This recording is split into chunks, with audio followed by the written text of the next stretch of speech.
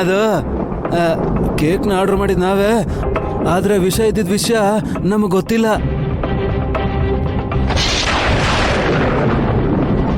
ಆದ್ರೂ ವಿಷ ತಿಂದ್ರೆ ಹಾಗೇನೂ ಆಗಲ್ಲ. ಆದ್ರೆ ಈ ಸಲ ಶಿವಜ್ಯೋತಿ ಮೇಲೆ ಪ್ರಮಾಣ ಮಾಡಿದ್ದಕ್ಕೆ ತಪ್ಪು ಮಾಡಿದ್ರೆ ಪ್ರಾಣ ಹೋಗುತ್ತೆ ಅಂತ ನಾಯಿನಿ ಹೇಳಿದ್ಲಲ್ವಾ, ಅದಕ್ಕೆ ದೊಡ್ಡ ಬಟ್ಟಮ್ಮ ಬದುಕೆ ಇದ್ದಾರೇನೋ ಅಂತ ಡೌಟು. ಅಷ್ಟೇ ಅಷ್ಟೇ.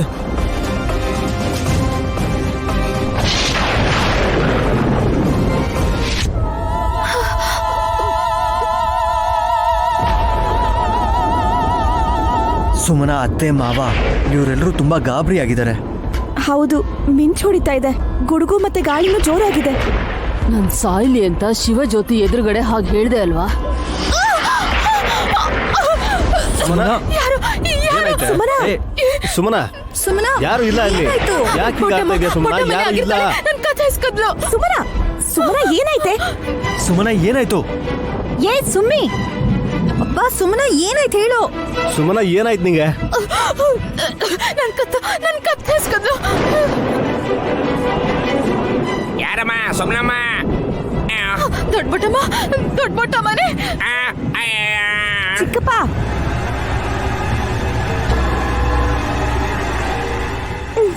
ಎಲ್ಲಿದ್ದಾಳೆ ಸುಮನ? ಸುಮನ ಮನ್ಸನ್ನ ಆವರಿಸ್ಕೊಂಡಿದ್ದಾಳೆ ನೈನಿ.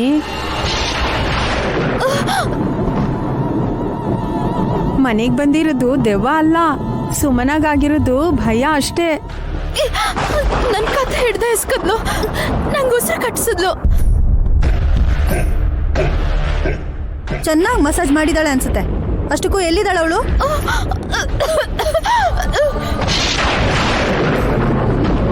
ಅಲ್ಲಿ ನೋಡಿ, ಅಲ್ಲಿದ್ದಾಳೆ. ಅಲ್ಲಿ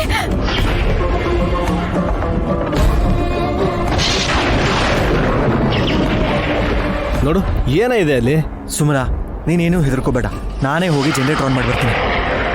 ಯಜಮಾನ್ರೆ ಹುಷಾರು. ಲೋ ತಮ್ಮ, ಎಲ್ಲಿ ಹೋದ್ಯೋ? ಹೇಳಿದ್ನಲ್ಲ ಜನರೇಟರ್ ಆನ್ ಮಾಡಕ್ ಹೋಗ್ತಿದ್ದೀನಿ ಅಂತ. ನನಗಂತೂ ಏನೂ ಅರ್ಥ. ಪವರ್ ಬಂತ. ಇವಾಗ ಹೇಳಿ, ಎಲ್ಲಿದ್ದಾಳಮ್ಮ ದೊಡ್ಡ ಬೊಟ್ಟಮ್ಮ? ಹೇಳಮ್ಮ, ನೀನ್ ಭಯ ಪಡಿಸಿದ್ಯಾರು? ಒಂದ್ ಕೈ ನೋಡ್ಕೊಂಡೇ ಬಿಡ್ತೇನೆ.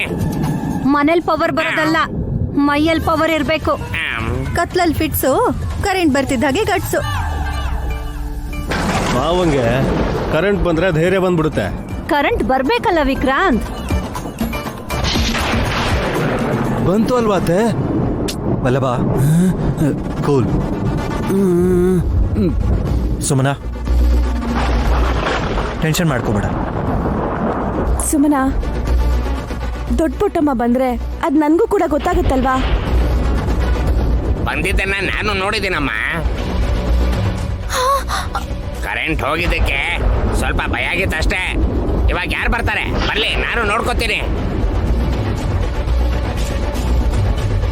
ಬಂದ್ರು ಬರ್ಬೋದು ರೀ. ನಿಜವಾಗ್ಲೂ ಬರ್ತಾಳೆ ಅಂತೀಯ?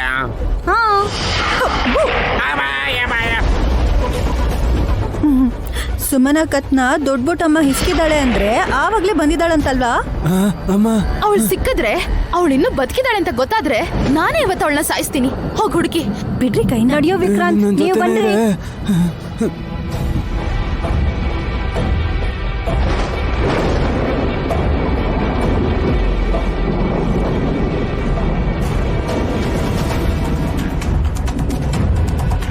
ಡಮ್ಮು ಡಮ್ಮ, ಎಲ್ಲಿದ್ಯಾ ನಾಗವೇಣಿ?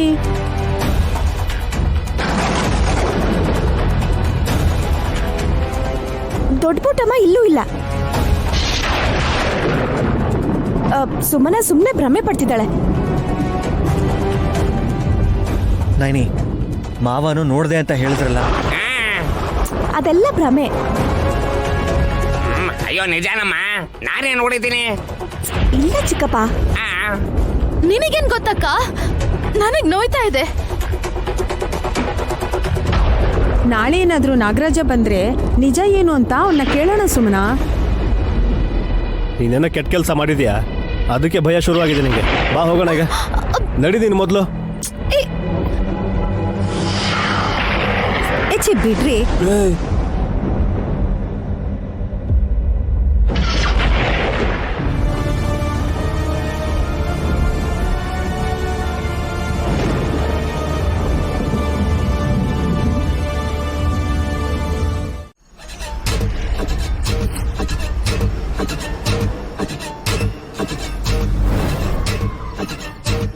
ಮಾತಾಡದೆ ಎಷ್ಟೊತ್ವರೆಗೂ ಸುಮ್ನಿರ್ಬೇಕು ನೈನಿ?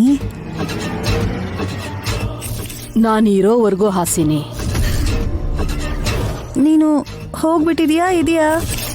ನಿನ್ ಮುಂದೆನೆ ಇದ್ದೀನಲ್ಲ. ಹಾಗಲ್ಲ, ಜೀವಂತವಾಗಿದ್ಯಾ ಇಲ್ಲ ಆತ್ಮ ಆಗಿ ಸುತ್ತಾಡ್ತಿದ್ಯಾ? ಒಂದ್ಸಲ ಮುಟ್ ನೋಡು ಹಾಸಿನಿ.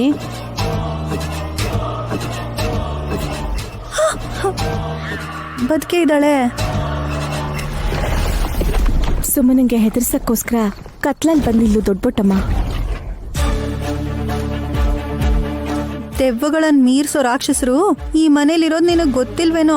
ನಮ್ಮ ಅತ್ತೆ, ನನ್ ಗಂಡ, ಸುಮನ, ಇವ್ರು 3 ಜನ ಆ ಕೆಟಗರಿನೇ. ಅವ್ರ ಬುದ್ಧಿ ಮಾತ್ರ ಒಂದೇ, ಅವ್ರು ಬದಲಾಗೋದಿಲ್ಲ. ಅದು ನಿಜಾನೇ, ಹೋಗ್ಲಿ ಬಿಡು. ನೀನ್ ಯಾಕೆ ಬಂದೆ ಅಂತ ಹೇಳು. ಮಗುನ್ ನೋಡಕ್ ಬಂದಿರ್ಬೋದಲ್ವಾ ಹಾಸಿನಿ? ಇನ್ನೊಂದ್ ಸರ್ತಿ ಮಗಳು ಅಂತಂದ್ರೆ ಇಲ್ಲೇ ಹೂತಾಕ್ಬಿಡ್ತಾಳೆ ಸುಮನ. ನಿಂಗ್ ಸಾಯೋದಕ್ಕೆ ಅಷ್ಟ ಆಸೆನಾ? ಒಂದ್ ನಿಮಿಷ ಅಕ್ಕ. ದೊಡ್ಡಬೊಟ್ಟಮ್ಮ ಬಂದಿದ್ರ ಹಿಂದೆ 2 ಕಾರಣ ಇದೆ. ಮೊದಲನೇದು ಗಾಯತ್ರಿ ಪುಟ್ಟಿನ ಇವಳು ಎತ್ಕೊಂಡು ಹೋಗಿಲ್ಲ ಅಂತ ಹೇಳೋದಕ್ಕೆ. 2ನೇದು ಸುಮನ ಎತ್ಕೊಂಡು ಓಡಾಡ್ತಿರೋ ಉಲುಚಿ ಪುಟ್ಟಿ ಇವಳ ಮಗಳು ಅಂತ ಗೊತ್ತು ಮಾಡ್ಸೋದಕ್ಕೆ. ಏನ್ ಹೇಳ್ದೆ? ಗಾಯತ್ರಿನ ನೀನ್ ಎತ್ಕೊಂಡು ಹೋಗಿಲ್ಲ ಅಂದ್ರೆ ನಿನ್ಗ್ಯಾಕೆ ಅವತ್ ಬಾಯಲ್ಲಿ ರಕ್ತ ಬಂತು? ಇಲ್ಲೇ ಸುಮನ ತನ್ನ ಬುದ್ಧಿ ಉಪಯೋಗಿಸಿರೋದು ಹಾಸಿನಿ. ಪ್ರಮಾಣ ಮಾಡ್ಬೇಕಾದ್ರೆ ಏನ್ ಹೇಳಿದ್ಲು? ಗಾಯತ್ರಿನ ಎತ್ಕೊಂಡು ಹೋಗಿದ್ರೆ ಉಲುಚಿ ತಾಯಿ ಪ್ರಾಣ ಹೋಗ್ಲಿ ಅಂತಂದ್ಲು. ಅಂದ್ರೆ ಅವಳು ಹುಷಾರಾಗಿ ದೊಡ್ಡಬೊಟ್ಟಮ್ಮಂಗೆ ಸಾಯೋ ಪರಿಸ್ಥಿತಿ ತಂದಿಟ್ಲು.